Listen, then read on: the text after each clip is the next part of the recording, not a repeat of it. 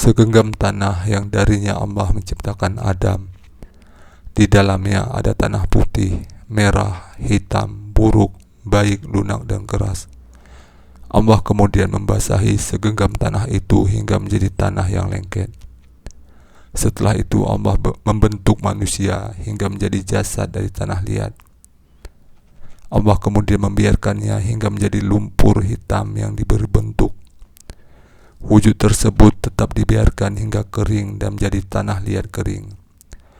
Selanjutnya bagian yang pertama diciptakan adalah tulang ekor, azbuz zanab. Karena itulah tanah tidak dapat memakan tulang ekor tersebut. Dari tulang inilah manusia akan disusun kembali pada hari kiamat. Disebutkan dalam hadis Abu Hurairah bahwa Nabi bersabda, semua bagian manusia hancur dulu kecuali tulang ekor.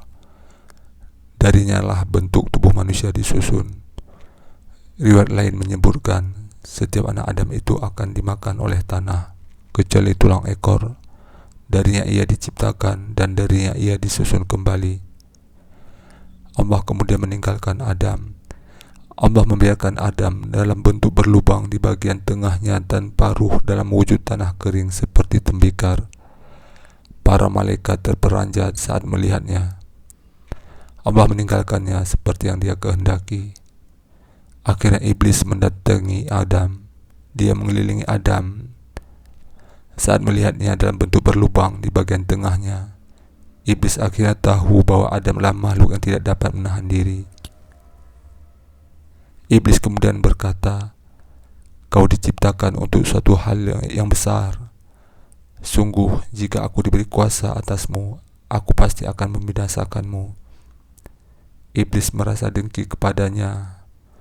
Wujud Adam kala itu masih berbentuk tanah liat seperti tembikar. Sebuah pemandangan besar yang mengundang rasa heran. Tinggi 60 hasta dan banyak bulunya seperti pohon kurma yang tinggi. Selanjutnya, tibalah saat Allah kehendaki untuk menyempurnakan penciptaan Adam. Allah kemudian meniupkan ruh ke dalam tubuh Adam hingga ketika ruh mengalir di salah satu bagian tubuhnya, bagian tersebut menjadi daging dan darah sampai ruh itu mengenai penglihatan, pendengaran, dan hidungnya. Setelah itu Adam bersin lalu memuji Allah. Allah berfirman kepadanya, "Semoga Rabb-Mu merahmatimu wahai Adam." Setelah itu Allah memerintahkan Adam menghampiri sekelompok malaikat untuk mengucapkan salam kepada mereka. Adam mengucapkan, "Assalamualaikum warahmatullahi wabarakatuh."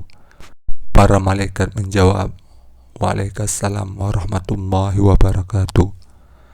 Setelah itu Adam kembali kepada Rabb-Nya. Lalu Allah berfirman kepadanya, "Itulah salam penghormatanmu dan salam penghormatan keturunanmu." Disebutkan dalam hadis Abu Hurairah bahwa Nabi bersabda, "Sungguh Allah menciptakan Adam dari tanah, lalu menjadikannya tanah liat, kemudian membiarkannya hingga ketika telah menjadi tanah yang kering berbentuk, Allah menciptakan dan membentuknya. Setelah itu Allah membiarkannya hingga menjadi tanah liat seperti tembikar." Iblis melintas di depannya lalu berkata, "Makhluk ini diciptakan untuk suatu hal yang besar." Allah kemudian meniupkan ruhnya kepada Adam. Ruh pertama kali masuk ke penglihatan dan penciumannya. Ia kemudian bersin lalu Allah memberikan rahmat kepadanya. Allah kemudian berfirman, "Semoga Rabb-Mu merahmatimu." Setelah itu Allah berfirman, "Hai Adam, hampirlah golongan malaikat itu, sampaikan salam kepada mereka, lalu perhatikan apa yang mereka ucapkan."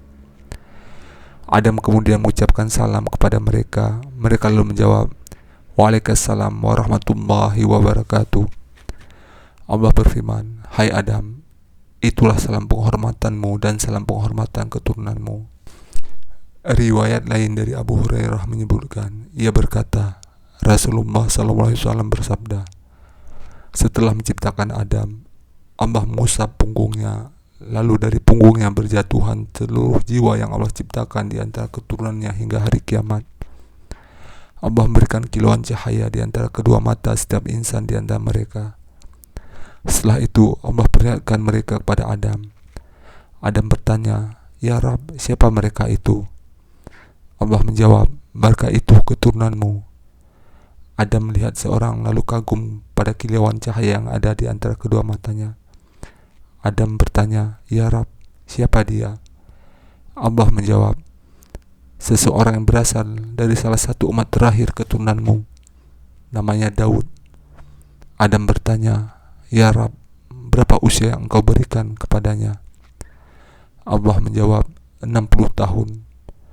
Adam berkata, "Ya Rab, tambahkan 40 tahun dari usiaku untuknya." Saat usia Adam habis, malaikat maut datang menghampiri Adam. Adam lalu berkata, "Bukankah usiaku masih tersisa 40 tahun?"